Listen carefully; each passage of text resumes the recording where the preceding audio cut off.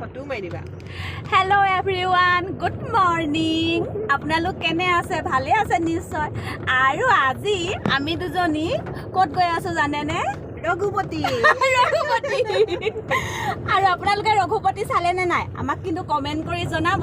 এতিয়া বলক যাওঁ ৰঘুপতি চাই আহো এয়া দেখিছে ৰঘুপতি টিম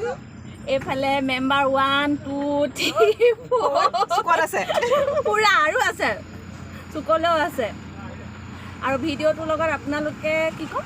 একেবাৰে চাই থাকিবলৈ কৈছোঁ হয়নে একেবাৰে চাই থাকিব তেতিয়াহে গম পাব আমি কেনেকৈ ৰঘুপতি চালোঁ আমি কাহিনীটোহে ক'ম কিন্তু আমি ফটো নিদিওঁ আকৌ ৰঘুপতি ভিডিঅ' নিদিওঁ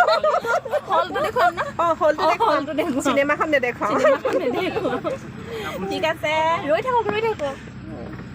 এইকেইজনী দেখিছে আহি পাই গ'লহি চিনেমা হল এয়া চাওক আপোনালোকক হলটো দেখুৱাম বুলি কৈছিলোঁ দেখুৱালোঁ বিৰাট আন্ধাৰ আৰু বেক কেমেৰা দি যেনে তেনে উঠাইছোঁ আৰু এয়া চাওক মই যেনে তেনেহে উঠিছোঁ আৰু অকণমান ওলাইছোঁ আৰু চিনেমাখনৰ ব্ৰেক দিছে আৰু আমি বাহিৰলৈ ওলাই আহিছোঁ আপোনালোকক চাৰিওফালে এপাক দেখুৱাওঁ দেই কেনেকুৱা হৈ আছে এয়া বীণা বাইদেউ আমি দুজনী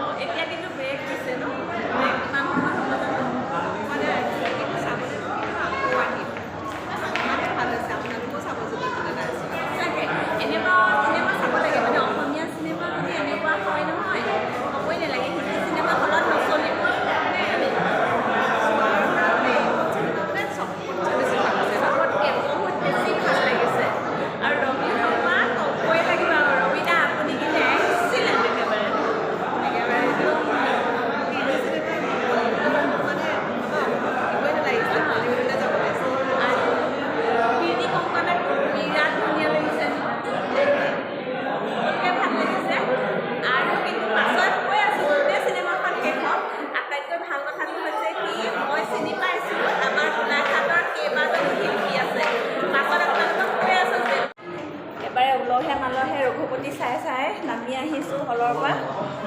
তলত বহি পেলাই কৈ আছোঁগৈ ইয়াত ফিলিংছখিনি কেনেকুৱা হ'ল কেনেকুৱানো পালোঁ চাই হয়নে নহয় বাৰু মজা লাগিলে তলত চাহ একাপ খাই বহি বহিহে ক'বলৈ ভাল লাগিব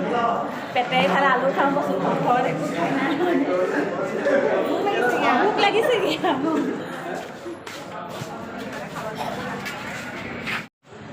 এতিয়া আমি খাই খাই কথা পাতি থাকিম এতিয়া কওক আপুনি মানে ৰঘুপতি চাই ফিলিংছটো কওক আপোনাৰ ৰঘুপতি চাই মানে বহুত ভাল লাগিলে আৰু এইখনৰ এতিয়া চিনেমা মানে বৰ্তমান সময়ত মানে মই চোৱা নাই আৰু মানে আপোনালোকে যদি কোনোবাই নাই চোৱা সকলোৱে চাব আমি চাই আহি পেলাই ইয়াত মানে সোনকালে আহিলেতো 2টা বজাত পাবহি লাগে আমাৰ অলপমান দূৰ হয় হললৈ সেইকাৰণে আমি 12টা বজাত ঘৰৰ পৰা আহিলোঁ এতিয়া ভোক লাগিছে চাহ পৰঠা খাই লৈছোঁ খাই আৰু বাকী এতিয়া আকৌ আমিতো লগ নাপাওঁ এতিয়া জয়া ওলাই আছে দুইজনী ওলাই আছে দুইজনী কোৱা ৰঘুপতি চাই কেনেকুৱা বহুত ভাল লাগিলে বহুত ভাল আপোনালোকেও চাব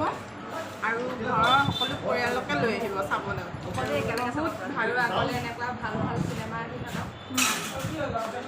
সেয়াই নে পৰিয়ালৰ লগত বহিব চাবলৈ চিনেমা মানে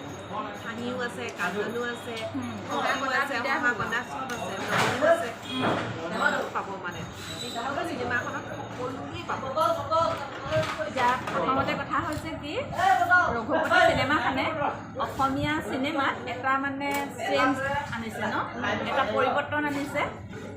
আৰু চিনেমাখন বিৰাট ভাল লাগিছে এনেকুৱা চিনেমা হ'লে মানুহে মানে কি বলিউডৰ চিনেমাতকৈও অসমীয়া চিনেমাক বেছি গুৰুত্ব দিব হলবিলাক নাপাবই ন হিন্দী চিনেমাই যদি অসমীয়া চিনেমাই ইমান ধুনীয়া হয় অসমীয়া তেনেকৈ চাব যাব মানুহ আৰু ৰবিদা আপোনাকতো ক'বই লাগিব একেবাৰে মানে বিৰাট গ্ৰেণ্ড এণ্ট্ৰি বুলি ক'ব লাগিব ন ৰবিদা সেইকাৰণে ছুপাৰ হিৰো মানে তাৰপাছতে প্ৰীতি কংকনা বহুত ধুনীয়া লাগিছে দেখিবলৈ প্ৰিয়ম পল্লৱীকো ধুনীয়া লাগিছে সকলোকে ভাল লাগিছে এক্টিং সকলোৰে ভাল হৈছে আৰু নহয় একেবাৰে মোৰ চিনাকি মানুহ এজন আছে দেই, চিনাকি মানে সকলোৰে চিনাকি, অকল মোৰেই নহয়, কিন্তু তেখেতৰ নামটো মই লৈছোঁ। তেখেত মই যেতিয়া নাটকৰ কৰ্মশালা লৈছিলোঁ তেখেত আমাৰ গুৰু আছিল। মই ক'বলৈ লৈছোঁ আমাৰ হেৰি কথা, অৰুণ দাৰ কথা, অৰুণ হাজৰিকা। তেখেতক দেখা পাই সুখী হ'লোঁ। আৰু